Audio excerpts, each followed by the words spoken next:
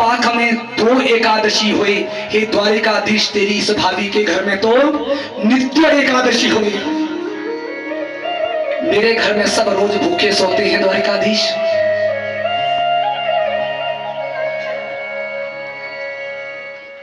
उन्हीं चावलों के माध्यम से, उसी वस्त्र के माध्यम से मेरे गोविंद के पास भाभी का संदेश पहुंचा है। गोविंद ने पोटली को खोला है, उन चावलों को दृष्टि डाली, एक मुट्ठी उठाई है और स्वयं भक्षण करी है। एक मुट्ठी उठाते ही मानो त्रैलोक्य का साम्राज्य आज मेरे ठाकुर ने सुदामा को प्रदान किया हो। अरे अरे कनुआ क्या करता है, कृष्ण तू बड़ा भारी जिद्दी है, कच्चे चावल मत खा, बीमार हो जाएगा। सुदामा ने रोकने का प्रयास किया। दूसरी मुट्ठी उठाई है, उसको जो ही भक्षण किया है तो मानो स्वर्ग का साम्राज्य सुदामा को अर्पण किया है। तीसरी मुट्ठी खाने ही वाले थे कि रुक्मणी ने रोक लिया। ये मेरे प्यारे, त्रैलोक्य दे दिया, सारी धन संपदा दे दी, मैं जानती हूं इसमें तूने क्या क्या दिया है। ये तीसरी मुट्ठी खा करके क्या अपनी द्वारिका देने का भी मन तो नहीं बन गया? स्वयं कहां जाएंगे, इतना बड़ा परिवार है। मानो मजाक में माता ने ये कहा हो। गोविंद रुक गए और शब्द ये थे कि हम भी तो इस ब्राह्मण के हाथ का प्रसाद ग्रहण करें, सब रानियों में बांट दिया जाए। सुदामा को पता है कि बहुत समय तक एक जगह ठहरना नहीं चाहिए और ज्यादा प्राणचारी भी ठीक नहीं है, विदा लेनी चाहिए। बिल्कुल प्रेम पूर्वक विदा किया है। एक ही शब्द कहा, एक ही शब्दावली से क्या कहा, भाभी से कहना, भाभी से कहना, एक होनी है सो हो गई, होनी थी सो हो गई, अब ऐसी ना होगी। होनी थी सो हो गई, अब ऐसी ना होए। हे मेरी भाभी, तेरे घर में आज के बाद नित्य द्वादशी होए। आज के बाद तेरे घर में कोई भूखा नहीं सोएगा भाभी, ये तेरे देवर का वादा है। सुदामा ने अपने उसी स्वरूप में विदा लिया है गोविंद से, और वही क्रम पुनः भगवान जी स्वयं नाविक बन करके आए, नाव पार करा करके उतारा है। किराया देने की बारी आई कि तुझे किराया क्या दूं, बस में बैठेंगे, गाड़ी में बैठेंगे, किराया तो देना पड़ेगा। अरे नाविक, तूने पहले भी छोड़ा था, अब भी तूने ही सहायता की, मेरे पास तुझे देने के लिए कुछ नहीं है, केवल आशीर्वाद है। सुदामा जैसा मित्र भगवान को भी आशीर्वाद देने का सामर्थ्य रखता है, परंतु कब, यदि अपने धर्म परायण हो तो। ब्राह्मण समाज से मैं अपने बंधुओं से आह्वान करना चाहूंगा, जिस भी घर जाएं, जिसकी भी घर में कर्म करें, कुछ भी काम करें, केवल इतना समझ लीजिएगा कि यदि ऐसा काम मेरे घर में होगा तो वो किस रूप में होना चाहिए, उस रूप से कर्म करिएगा। जरूरी नहीं आप ज्यादा पढ़े लिखे हो, उस भावना से कर्म करिएगा। मेरा ठाकुर, मेरा गोविंद, हम सबका वो भगवान उस भावना से भी उस कर्म को स्वीकार करेगा। मंत्रों में चाहे त्रुटि ही क्यों न रह जाएगी, कर्म में और भावना में त्रुटि मत रखना। ये आह्वान है मेरा अपने ब्राह्मण बंधुओं से और स्वयं से भी। बोलिए गोविंद भगवान की। इधर विश्वकर्मा को बुलाया गया, जैसी द्वारिका नगरी है वैसी ठीक सुदामा नगरी बनाई जाए। सुदामा पहुंचे,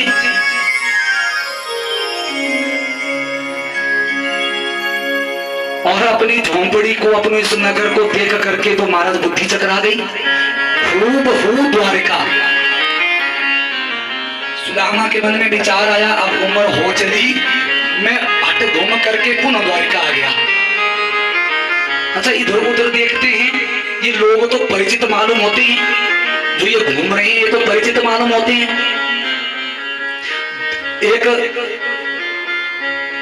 थोड़ा आगे निकले, मन में विचार कर रहे हैं कोई साहूकार होंगे, उन्होंने अपना नगर बसाना होगा, उन्होंने नगर बसा लिया होगा अपना। यहाँ तो मेरी झोंपड़ी थी, अच्छा मेरी झोंपड़ी कहीं और बनवा दी होगी, मुझे क्या लेना देना। वहां जो द्वार पर जो सेवक है उनको पूछा, प्रणाम। आयुष्मान, मैं सुदामा। यहां मेरी झोंपड़ी थी, वो कहां? अच्छा, इस नगर का सेठ कौन है, उससे पूछिएगा जरा। अरे सेठ को तो हम अभी नहीं जानते ब्राह्मण बंधु, हम तो सेठानी को जानते हैं। अच्छा, सेठानी कौन है इस महल की? ब्राह्मण देवता सुशीला नाम है। सुदामा सोचे भी कि जो वो सेठ होंगे उनकी पत्नी का नाम भी सुशीला होगा। जरूरी तो ना कि मेरी पत्नी का नाम सुशीला होगा तो दूसरे किसी की पत्नी का नाम सुशीला नहीं होगा। अच्छा, यहां पर मेरी झोंपड़ी थी, वो कहां है? जरा यदि आपको मालूम हो तो वो मार्ग मुझे बताइए, मैं अपने कुटिया की तरफ जाना चाहता हूं।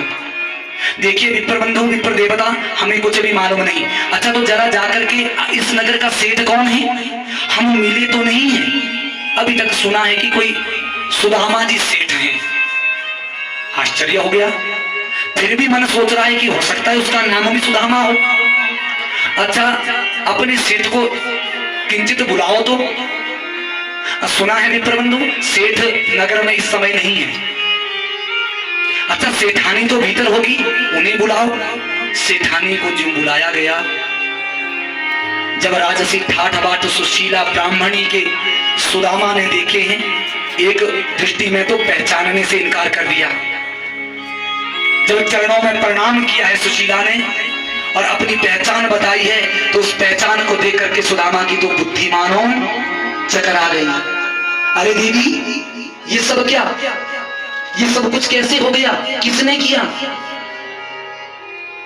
सुशीला कहती है, स्वामी, जहां आप गए थे, जिसके पास मिलने गए थे, उसी मित्र का ये उपहार है। उसने अपना मित्र धर्म निभाया है, और निभाए भी तो क्यों ना। भगवान को भी जिसने अपना कर्जदार बना दिया था, वही तो मेरा सुदामा है। शापित चने गुरुकुल में विस्तार से प्रसंग को नहीं ले जा सकता, क्षमा करना। जो भी चने का स्पर्श किया, मानो बिजली का करंट सा लगा सुदामा को। अपने योग ध्यान की दृष्टि से देखा, ये तो शापित है। शाप लगा था चनों को, जो इनको भक्षण करेगा वो निर्धन हो जाएगा। सुदामा जानते थे यदि कृष्ण निर्धन हो गया तो त्रैलोक्य को, इस धरती का, इस सृष्टि का पालन पोषण कैसे होगा? जब पालन पोषण करने वाला ही निर्धन है तो बच्चों को क्या खिलाएगा? इसीलिए मेरे ठाकुर के हाथ में वो चावल ना लगे, स्वयं के ब्राह्मण चुप करके खाते हैं इस कलंक को भी। इस कलंक तो क्या है, छोटी सी बात है मजाक वाली, कि ब्राह्मण को चुपके से खाने की आदत सुदामा ने डाली है। खाने के शौकीन होते हैं, बिल्कुल होते हैं, खाने के शौकीन होते हैं, व्रत भी रखे होते हैं। एक टाइम भोजन करना है तो शौक से करेंगे, बोलिए गोविंद भगवान की। ये मजाक की बात है, आप मेरे अपने हो, मैं आपका अपना हूं। इसी प्रकार से कथा सत्संग करते हैं, हम करते भी रहेंगे। आप लोगों का आशीर्वाद हुआ, गोविंद ने चाहा तो सौभाग्य है।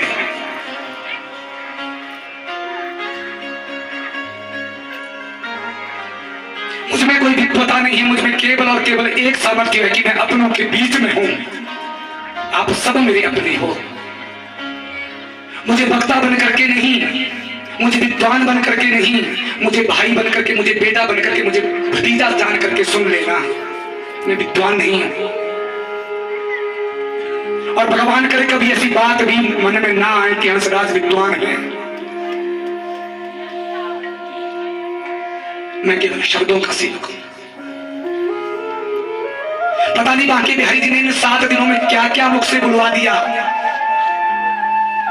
ये यही जानता है। सोच करके कुछ और आए होते हैं, यहां निकल कुछ और जाता है। परंतु आप लोगों ने इतना आशीर्वाद दिया, बस इस ब्राह्मण की झोली मानो कृष्ण की भांति सुदामा नगरी का निर्माण हो गया। यही तो मेरी नगरी है। बोलिए गोविंद भगवान की। सुदामा को सब ऐश्वर्य प्राप्त हुआ, परंतु देखिए सुदामा की विरक्ति। अपनी पत्नी से कहे, हे प्रिय, मैं तो अपनी कुटिया में भजन करूंगा, धन तुझे चाहिए था सो तुझे मिल गया। लेकिन सुशीला की भी सूझबूझ देखिए। जिस उस समय कुछ मेरे घर में नहीं था तो मैंने मांग करके पड़ोसियों से लाया। यदि घर सुंदर बने, राजसी ठाट बाट हो तो केवल मेरे ना हो, मेरे पड़ोसियों के भी हो। किस बात की जलन? किससे? अपने पड़ोसी से। उस पड़ोसी से यदि रोने की आवाज भी आएगी, एक बात है, अपने आंगन द्वार में इतनी कर जगह जरूर रखना, अपने आंगन दरवाजे में इतनी कर जगह जरूर रखना कि यदि कभी रोने की आवाज भीतर से आए तो मेरा पड़ोसी मेरे आंगन में खड़ा होने पर झिझकिचाए नहीं, बल्कि दौड़ करके आए कि मेरा पड़ोसी क्यों रो रहा है। अपने भाई बंधुओं में, अपने सगे संबंधियों में इतनी कर जगह जरूर रखना कि उनको हमारे पास आने में हिचकिचाहट ना हो। वो आने से पहले ये ना कह सके कि जानना पड़ेगा, निमंत्रण भेजा है तो। जबकि जैसे ही निमंत्रण आमंत्रण पहुंचे वो सहर्ष स्वीकार करके जरूर जाना ही है। उसी दिन से उनकी तैयारी शुरू हो जाए जिस दिन आमंत्रण पहुंचे। इतनी जगह अपने प्रांगण में जरूर रखना। आप सब ही मेरा पड़ोस हो, ये मेरा आप सबसे आह्वान है।